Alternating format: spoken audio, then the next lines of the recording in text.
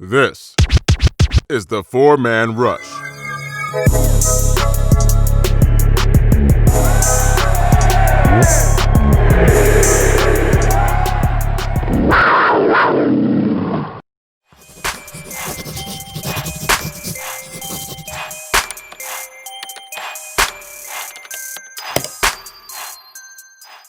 Hello, Panther fans, and welcome to another podcast of the Four-Man Rush. I'm your host, Timmy VO, here with Will, this way, Will, and Kev of the Four-Man Rush. How y'all doing, fellas? All right. Considering we just took this L on Sunday, we're still doing all right. We still got football coming up, and it's a short week, so we get football quickly. So we can also hopefully rebound quickly and get back on a winning streak. There's talk about Christian McCaffrey coming back in this game. We'll talk about that briefly. We'll give a quick recap of the Saints game, and then we'll talk about the Atlanta game. Poor Atlanta. Lord have mercy. They give up more comebacks than Rambo movies, but I'm telling you, God almighty. Get the coach fired and they still can't win the game. What the heck? Anyway. So, thanks for joining us for the Four-Man Rush podcast, ladies and gentlemen. Hold on to your hats. We're about to talk about Panther football. Will Harris. Let's just do a quick recap of the Saints game, man. I know you. Now you don't want to talk too in depth about it, man. Don't hurt them too bad, bro. Just give us your quick thoughts on the Saints game. Hey, you rewatch the game, see the film, see kind of where the breakdowns were, and I just think their defensive performance was just bad all around. I mean, and you just can't really point to one guy or one position group as to why it's just the way it is. They can't get off the field. I thought the tackling was poor. The gap discipline was atrocious. And, I mean, it's just the way the Saints are able to convert, 12 out of 14 third downs. I mean, stuff like that's just unacceptable. I think, they set some record, in terms of third down conversion percentage, I want to say. I think the number of plays we ran on offense was close to a franchise low, if not setting the record. I mean, these things are just, if you look at how this game was close, I'm just amazed at why we were still able to have a chance at the end there. But, getting more specific on defense, just what I saw, I just think with the zone scheme, I understand why Phil Snow plays so much zone. We don't have the personnel to match up in man coverage across the board. But just because you play a heavy zone, cover 2, cover 3, and mix up your zones like that doesn't mean the goal is not to give up catches. Either way. You still got to read the routes, read the quarterback, react, and make plays on the ball, and try to force turnovers. There's no defense out there where the intent is to allow completions the way we're doing. And then just Breeze just sitting back there so comfortable, guys finding soft spots in the zone so easily. It didn't matter who he put it. I could have go play receiver out there and got open in that zone coverage and made some things happen. So we got to get that tightened up, especially on this short week. I don't think, as far as the way Atlanta struggles, offensively they can still do some damage now. So, on the short, we got to get that straightened up, especially on this short week. I thought against the run as well, just poor gap discipline, poor tackling. Again, what stands out, 3rd and 14, we said it was a 1st and 20. We give up 6 yards, and then eventually it's 3rd and 14. We have a tackle right there to get off the field, and we miss a tackle, and Kamara runs and converts that. So, I just think, it's just time to regroup and try to see how we can get better on that side of the ball. The positives, for whatever it's worth, I thought Jarek Brown had one of his better games, although you can't really tell on the stat sheet. He did a lot of things, controlling the line of scrimmage, winning his one-on-one battles. It's just when one guy does his job and others don't, it just doesn't really stand out the way it should. I thought Zach Kerr had a pretty decent game as well. And surprise, surprise. I mean, I think Sahir Whitehead probably had his best game as a Panther. I mean, not setting the bar high, obviously, because he's been so terrible weeks 1 through 6. But I thought he did do some good things. He shot the gap on a couple plays, had a couple stops. Wasn't a liability like he has been in the past. So hopefully, he's starting to get comfortable in the scheme and can play better. Shaq Thompson, I mean, he just doesn't look comfortable or confident out there. He's not playing fast. So I don't know what's going on there. Maybe because Luke Kuechly's not there telling him where the ball's going, who's getting the ball, and where to go. He's just not thinking too much and not being able to play fast downhill like he's accustomed to. So, man, and I also want to give a shout out to the rookie. I thought Sam Franklin, for his first start, he wasn't really so up on the stat sheet, but I thought he played with a high energy level, had a good angle made some tackles, was flying around a lot around the football. So I thought he played okay for his first start, and Jeremy Chin as well. I just like what I see from him. So there are some positives, don't get me wrong, but just collectively as a unit, we just have to get better. Offensively, I thought this was one of our better offensive performances. We had explosive plays. We had some long drives that we were able to finish. I just think, so much pressure is on this offense to be so perfect because we don't get a lot of opportunities. Because I looked at some stats right before the podcast today, which I'm going to pull up right now. In terms of offensive drives, we have 22nd in the league in number of drives offensively, so we're not getting a lot of opportunities. But we're capitalizing on the opportunities we do get. We're 4th in yards per drive, 14th in points per drive, 11th in drive success rate, but our average starting field position is 25th. So you can see the offense is being put in tough positions and not given a lot of opportunities. Defensively, it's to flip it. We're 10th in number of drives, so they're on the field a lot. 24th in yards per drive, 22nd in points per drive, 25th in drive success rate, and 26th in field position.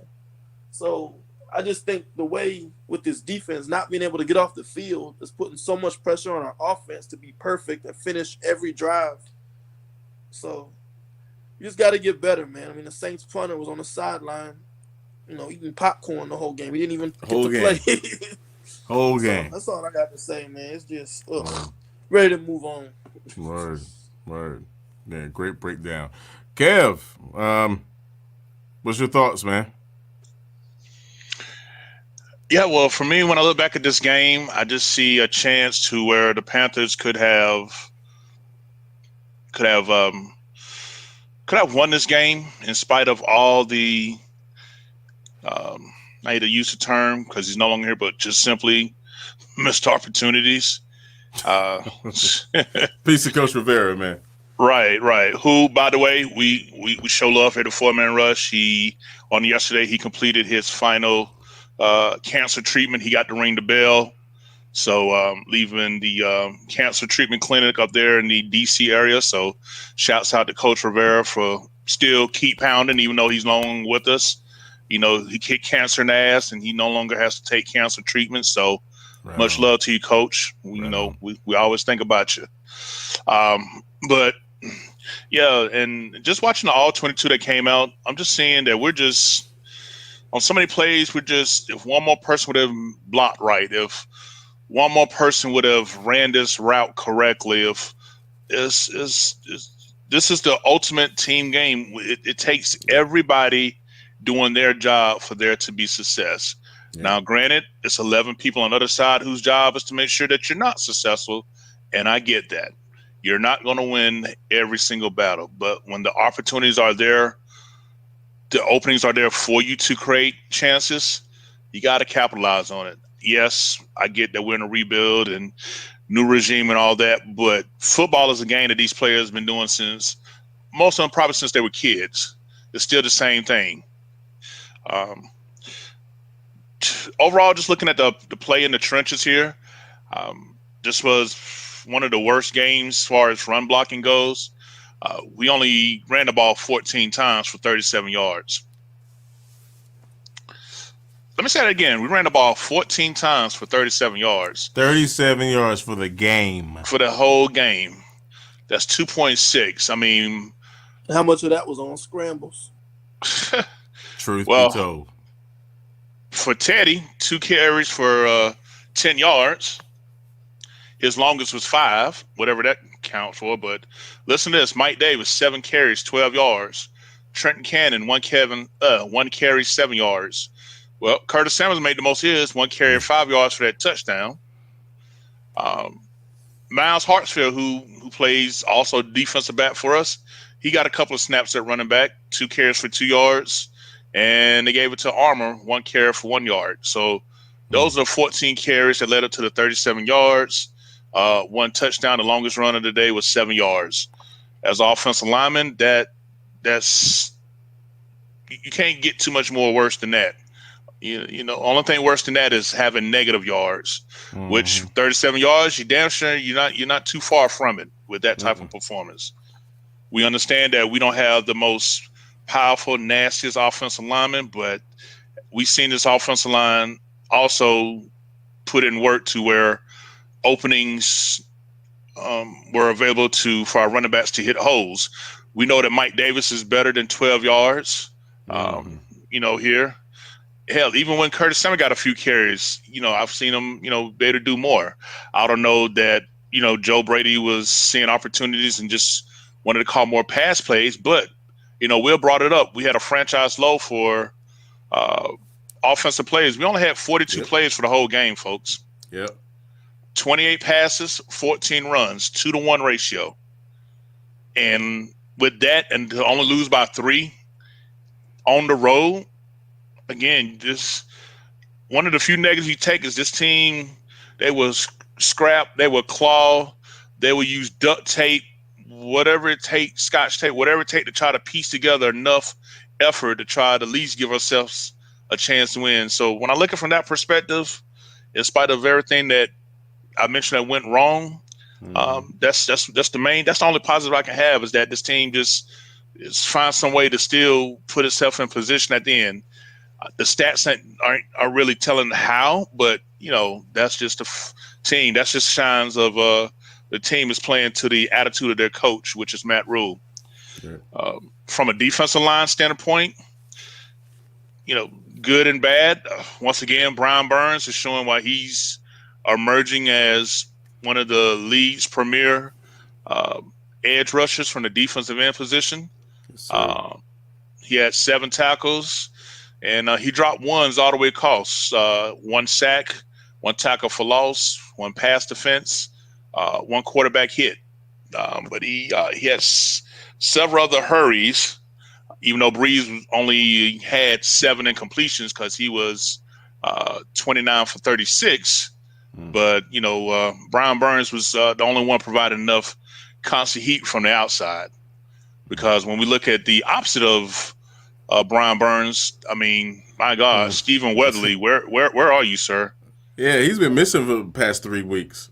3? No, he's been missing all year. I mean, I think Will, how many total tackles does he have? And he's, if not started, got a lot of snaps every game. And he's something like 8, 9 tackles or something like that. Yeah, something like 8 tackles. We got like 7 quarterback hurries, but like 8 tackles, no sacks, no forced fumbles. He just pretty much nothing. Factor.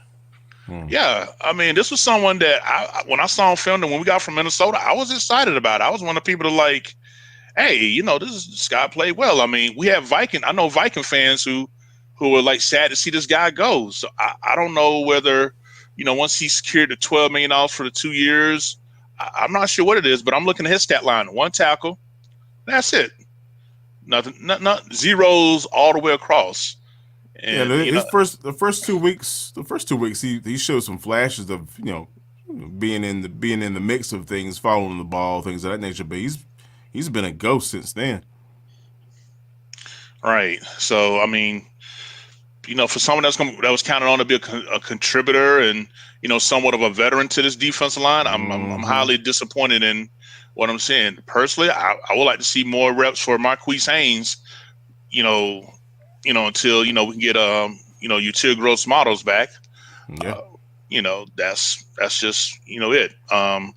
Like I say, Derek Brown, his stats not going to make you think he had an impact, but as Will already stated, he did. He had 1 tackle, but he was very disruptive passing lane wise, moving the quarterback off the pocket. Zach Kerr, same thing. I think he's leading the team in quarterback hits, if I'm not mistaken. I believe he has like maybe 9 or 10 so far. So, for someone that a lot of fans don't really know much about, he's number 92. He's definitely someone that, when he gets enough reps, he's putting stuff on the board. I see Bravion Roy slowly, starting to get his footing. He's still having some issues. He does have them short arms, but I mean, when he able to get leverage and execute properly, he's definitely someone that makes an impact. So just from a trenches point of view, it was just disappointing from a run blocking point of view. Pass blocking, we only gave up 1 sack, but boy, did that sack come at the worst time. Boy, did it. Jeez, I mean, when you look at it, you're like, oh, the Panthers only gave up 1 sack for 8 yards. I mean, the line played great. They played great for 59 minutes and about 50 seconds. That one play, is, what put us in the position to where we had to attempt a 65-yard NFL record had it been made. And it only missed, folks, they said by literally 2 inches is what Joey Sly missed it by. So anyone that's had any blame on Joey Sly, like please turn a stool upside down and go sit on it, because you clearly, just looking to blame someone that had absolutely nothing. I mean, how often do you see 60-yard field goals, much less the all-time record of 65 being made? So, have several seats on that upside down chair for us. But that's just all I have to say. It's just the line play. We just, it's gotta be better, and it's gotta be consistent. Period. It starts in the trenches and it ends in the trenches, ladies and gentlemen. That's a fact, Jack. So let's talk about the player movements, more like player cuts that have happened over the past 24 hours. We were talking about that prior to the start of recording, man. I know we lost a couple players. Will, you want to talk about the offensive player that we lost, and Kev, you can speak on old Eli.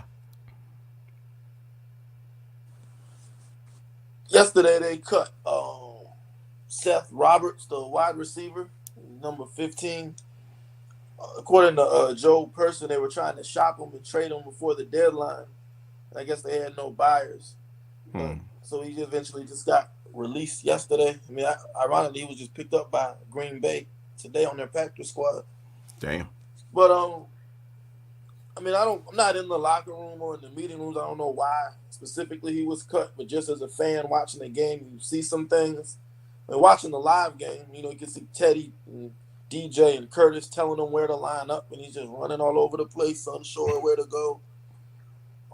And then yesterday, I saw a great film piece from a QB film room on Twitter, where late in the game, on the game-winning drive, we're trying to make a play vertically, and Seth Roberts runs the wrong route. He's supposed to run a deep over into the open area of the field, and he runs straight into the safety and couldn't get himself open. So Teddy had to eat the ball, roll out of the pocket, and throw the ball away, and it was a wasted down. So if I were to guess, it just didn't seem like he ever got acclimated into the offense. I know he had some injuries in camp, missed some practice time. And, when he was on the field, he just wasn't really making an impact. I just think, like Matt Rule said, this is in evaluation year, and he just wants guys, to see what he has on the roster. So I just think it's a great opportunity for young guys like Brandon Zylstra to step up now. Good point. And on the defensive side of the football, we lost somebody that, I know some people were excited about when we picked him up. What happened to Mr. Apple, bro?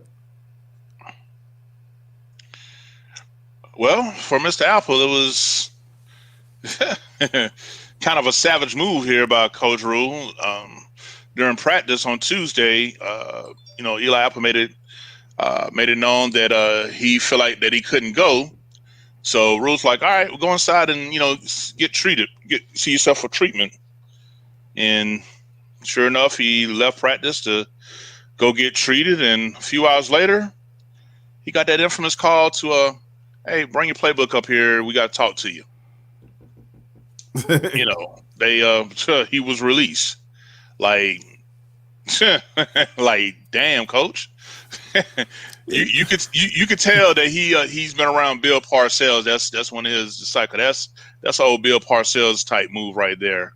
I like the fact that Rule does keeps open competition and things like that, but he also has a no nonsense tolerance for just inconsistent consistencies. I mean, Eli Apple, since he's been here, he spent more time in the training room than on the field. Facts. He got injured his this hamstring, whatever reason, they just didn't want to work with him down here. He spent a majority of it in training camp, dealing with it. He started the season off on short-term IR with it. He did come back in, I think, week 4 against the Cardinals. He played his most snaps this past week against the Saints, where he had 28 snaps. He actually made 4 tackles in that game. But just the fact that your best ability is availability. What we hear, and he was someone that wasn't available to be available for us here. So I look at his opportunity for our young guys to seize the reps, and I'm looking at guys like Stanley Stanley. What's it? Stanley. What's his name? You know what I'm talking about? STO. Mm. Yeah, the young guy we drafted 7 rounds. I think it's Stanley Tyler or Oliver or whatever. But anyway, guys like him, Troy Pride Jr., Corn Elder, we got Rasul Douglas. I mean, this is opportunity for them to step up and provide some quality depth. We still don't know if Rasul Douglas is going to get off the COVID list enough time to play this coming Thursday night game against the Falcons.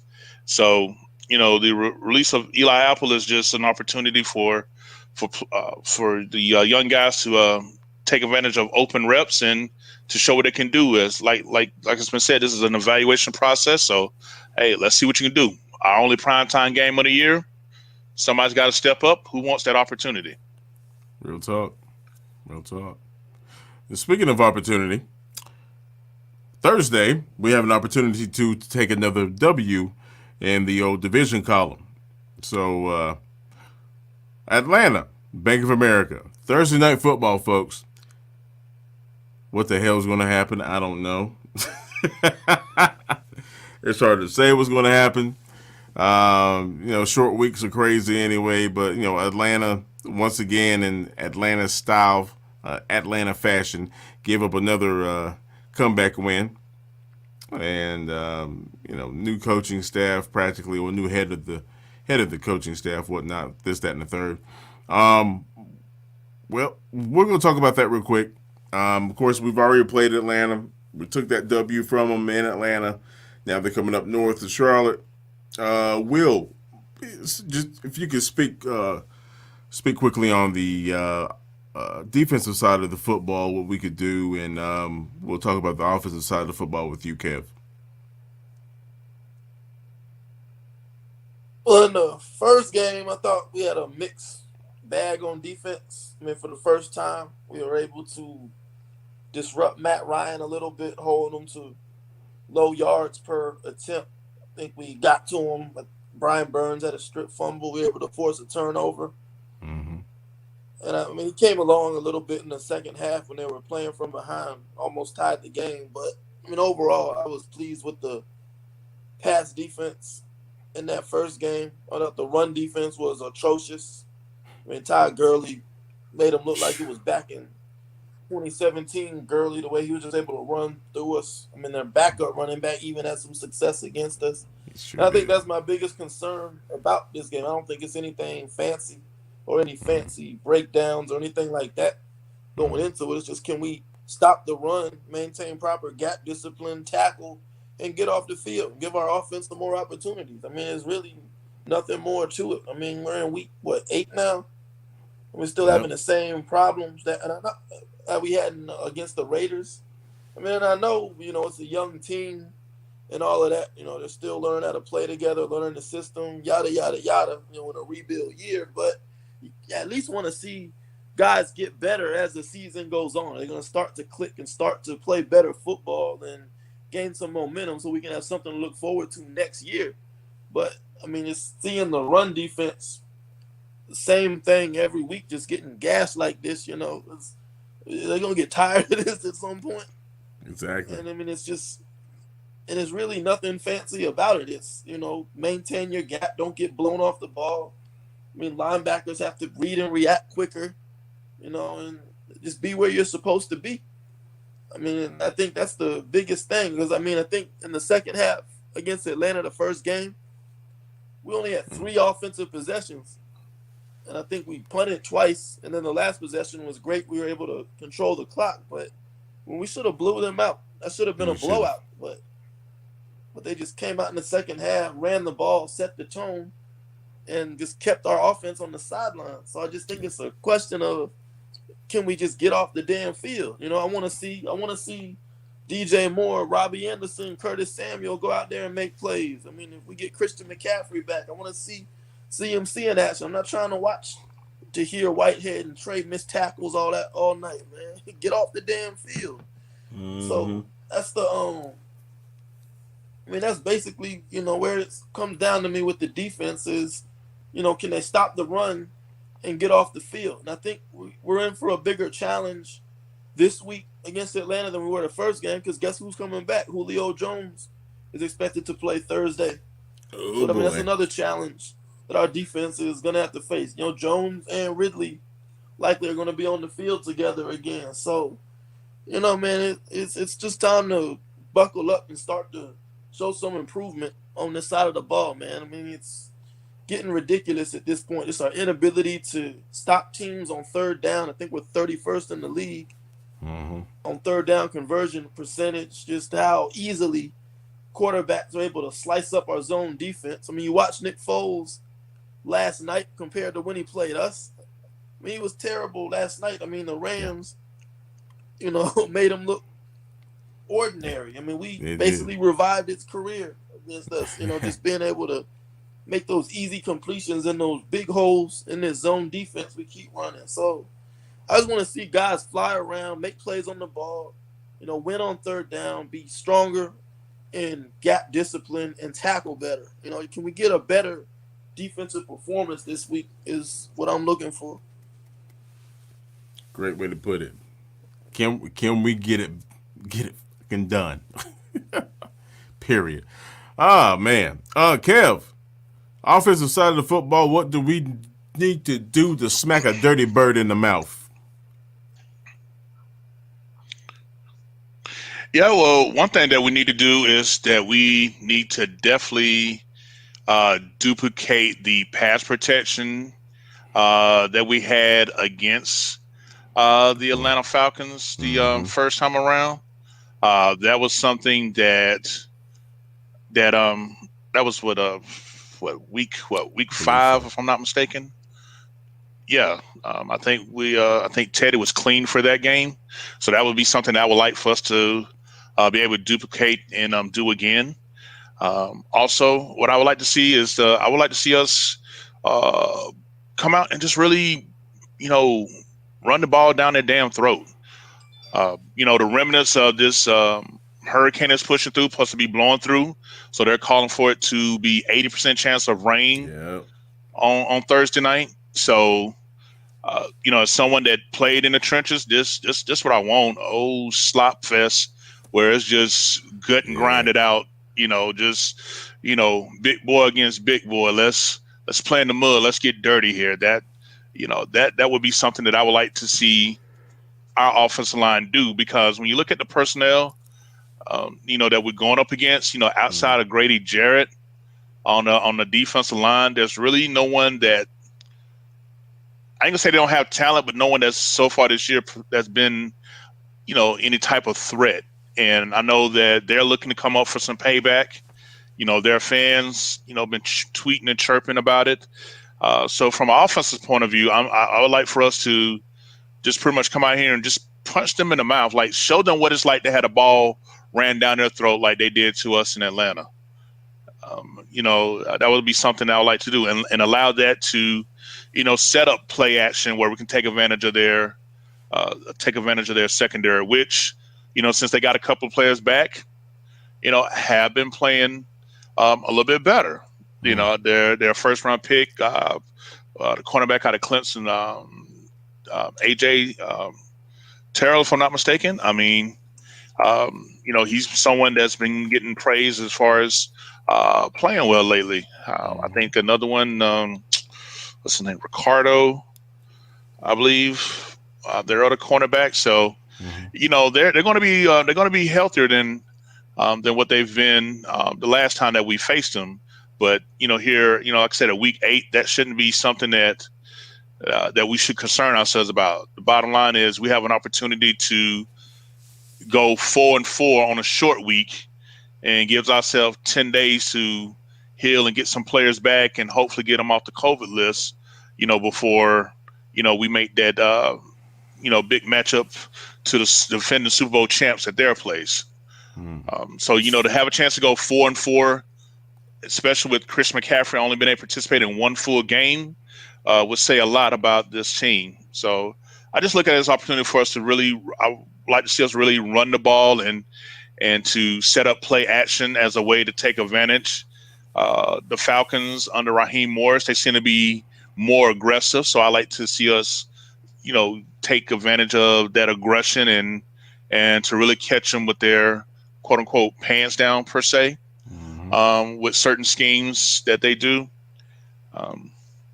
But if the Mother Nature is going to do what it's going to, how they say it's going to do, this game just needs to be really simple. It's about, as me and Larry, as I'd like to say, take care of business in the trenches. Everything else will fall into place. So, true story.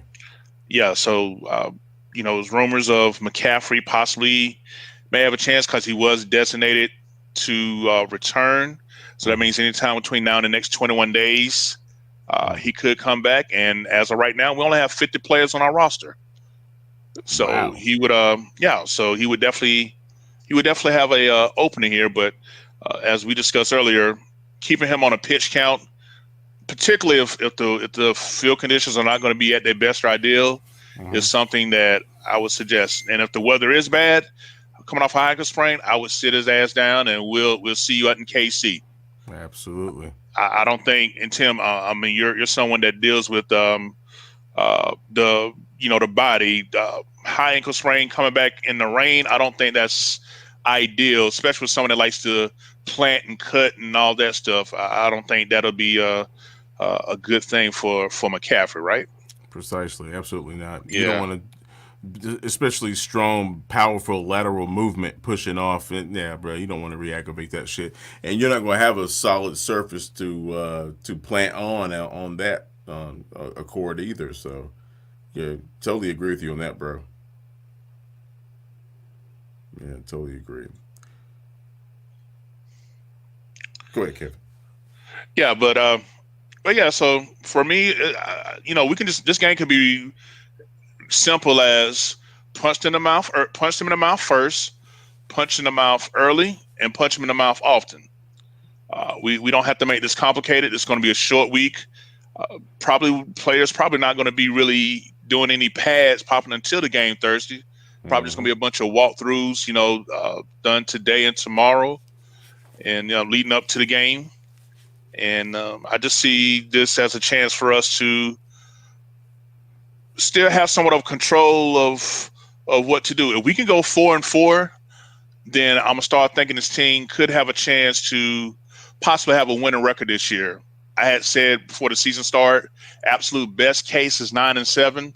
I'm willing to believe that at 4-4 more than I would at 3-5. And then just for the simple plain fact is we simply do not like the Atlanta Falcons At all. and a chance to finally give them the broom after they've been bragging about how they done swept us the last 2 seasons in 2018 and 2019. I would love to start off the Rule era with the sweep of the Atlanta Falcons. Let's go ahead and help them get closer to that first overall pick. So let's help the Falcons out with better in their draft positions by dropping another L in their column. You know, that's how we want to help them out. No doubt. I love it. Let's get it, man. Sick and tired of these damn dirty ass birds. Those scoundrel birds. Anyway, bunch of scavengers. All right, so yeah, folks, be on the lookout again Thursday Night Football. Be prepared. Be prepared. We're either going to see a rebound team that's not going to make a lot of mistakes, or as Kevin mentioned, the elements are going to make it extremely interesting. And who knows, man? I know one thing: those damn rain games, man. Those mud bowls. There's a lot of turnovers in those games, man. A lot of loose balls flying around and shit like that, and you throw the wind and in with that particular situation, and throwing the football is almost. It's going to be interesting. If we don't stop Gurley, it's going to be a long night. That's a fact, Jack. So, yeah. Here we go, folks. Week 8, Panther football. We're 3-4 though. We're 3-4. If you thought we would have 3 wins by this point in the season, back in June or May, you're lying. Don't be a lie. You ain't gotta lie, Craig. You ain't gotta lie. Yeah, man. This team is coming along though, man. I'm extremely comfortable with the coaching staff. That was my primary worry. I'm very comfortable with them, man. How you think the coaching staff is holding up now, Will?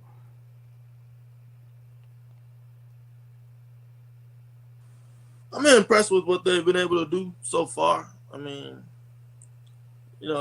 Matt Rule will tell you himself, nobody wants to hear a coach make excuses. But, I mean, in this kind of year, you just got to consider, we have the newest roster in the league, highest roster turnover rate. And these guys have never played with each other. The coaches didn't even get to meet the players until August.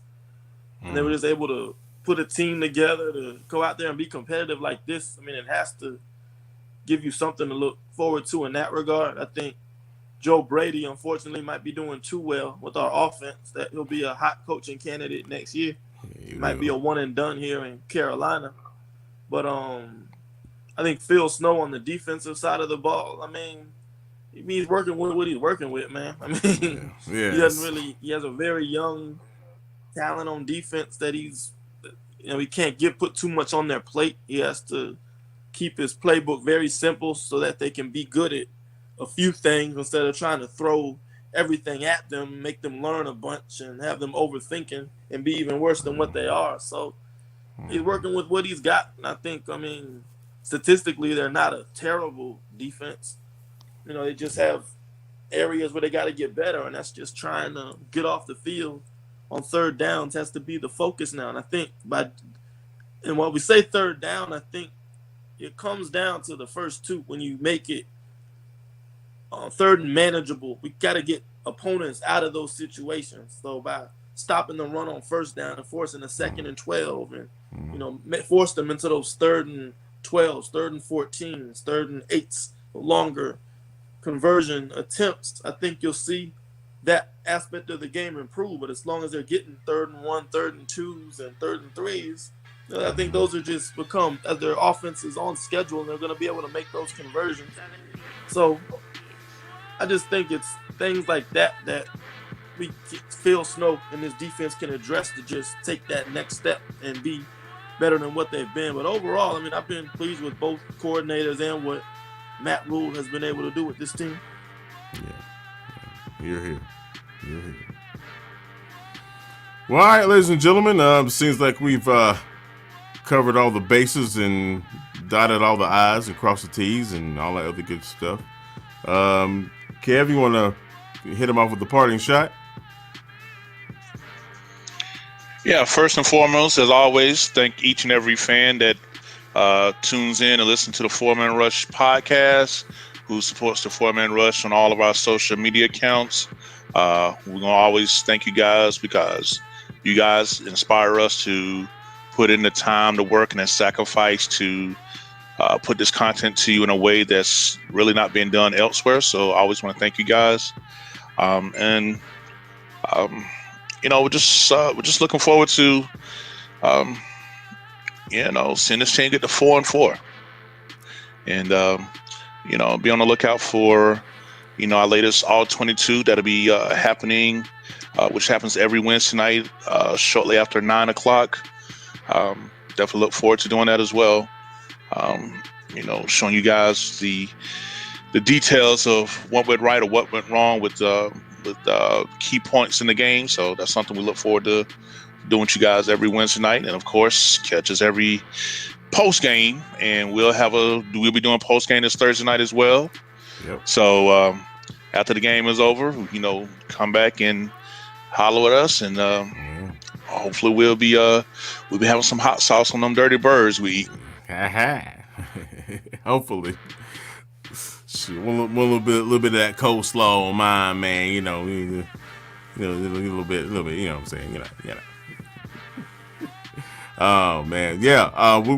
The post game show, we're gonna go live a little early, probably the last minute of the game. Normally on Sundays, it's normally an hour and a half after the game is over. But Thursday, we're going to be on towards the end of the game. So you guys make sure you subscribe. Tell your friends to subscribe to our YouTube channel. Not because we're being greedy, but just so you can get that little notification when we go live. So you guys will hop on here and share your thoughts. It's just that simple. Dig it, baby. All right, folks. Once again, thanks to you all so much for joining us for the Four Man Rush podcast. On behalf of Kevin and Will and myself, and the rest of the Four Man Rush crew, obviously, we wish you guys safe travels and a good deal of health and all the other good stuff during this COVID situation. Please wash your hands, stay healthy. There's a spike going on across the country in COVID cases because people are being stupid about things. Just saying, do not be stubborn.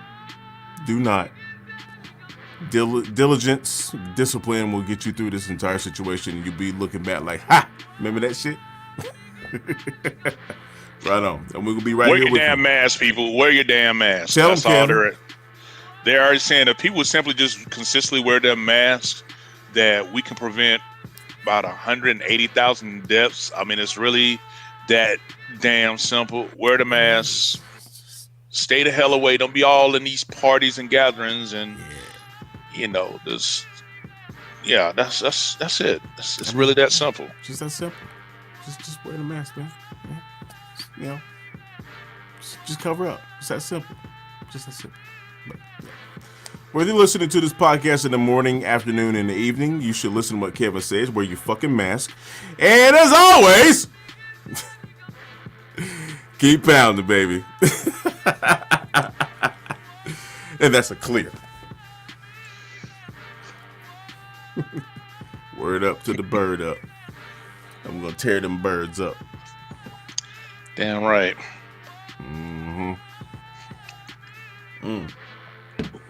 Man, if we can go 4-4, that'd be so good. When's our bye? Our actual Week 13. 13. Wow. Yeah, I think we got one of the latest dates for the bye this season, if I'm not mistaken. Well, they better hope we're not in the playoff run, because we'll take a bye week, get some fresh legs going those last couple of games. Might be in the hunt. This next stretch will make or break. This next stretch makes or break this. Tomorrow is big because we got Kansas City and Tampa Bay back to back. That Tampa you looking at 3-7, that's gonna be tough. Sure is. So. Yeah, 3-7 will bring out them tank for Trevor fans back, but I think Trevor gonna. I think he's gonna pull an Andrew Luck. I think he's gonna go back to. He's gonna do the Jets game. They at home watching them Jets games. Like, this is where I'm gonna be next year. Right? Nah, coach, you don't need to recruit no quarterback. I'm gonna be here. I got you. Unless he pulls They an got a Eli guy Manning. behind him, though, that's supposedly better. What? Hmm. Wow, interesting. You don't say. Well, all I know is we got a franchise quarterback. That's all I know. Teddy. Yeah, what he's like? Fifth in passing yards? Will Teddy is right now? Yeah, he fifth in yards, top 3 in completion percentage. I mean, got to get the touchdowns up. That'll go up once we start getting McCaffrey back in that red zone. Mm-hmm. And the receivers run the right damn routes. I mean, the touchdowns will go up. Yeah, exactly.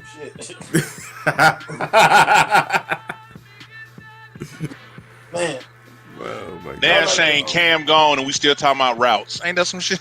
Yeah, I like how DJ responded though. Oh man, yeah. He was dialed in that game. He was dialed Chicago. Yeah. Like a totally different player. The teams are keying on Robbie now, putting their best corner on him. So now DJ and Curtis Samuel coming out eating. Word up. And Robbie's still getting his. That's what I was gonna say, man. What? That's the best corner? Yeah, all right. Robbie acting a fool out there, man. Word up. I love it. All right, gents. Yeah, I ain't got no problem with the offense. Defense, yeah, man, it's just got me hot. Shit. Defense, bro. It's the linebacker core is just. Only problem I got with the offense is they just need to learn how to pick up these damn simple as D tackle DN stunts, man. Like that's about it. And can we just hold these run blocks just a second longer, man? Yeah. Good. Just a little bit. Plant and go, man. Yeah. Oh well. You see back, make some of that happen, mass some of that. He's the man with that plant and go shit. For sure. Word up. Yeah, but I'd definitely be paying attention to the weather and seeing around what time this. I'm just taking time to really let it breathe. So baby, just chill. She love it. We out in public and we can just chill with my partners and we can go back to my crib and just chill under covers and do we call me and you lovers. The Foreman Rush is brought to you by the love and respect of and for the Carolina Panthers and Carolina Panther fans everywhere. Keep pounding. The Foreman Rush is a non-affiliate of the Carolina Panther organization. All thoughts, assessments, and content of this podcast is directly related to the Foreman Rush exclusively. Thank you.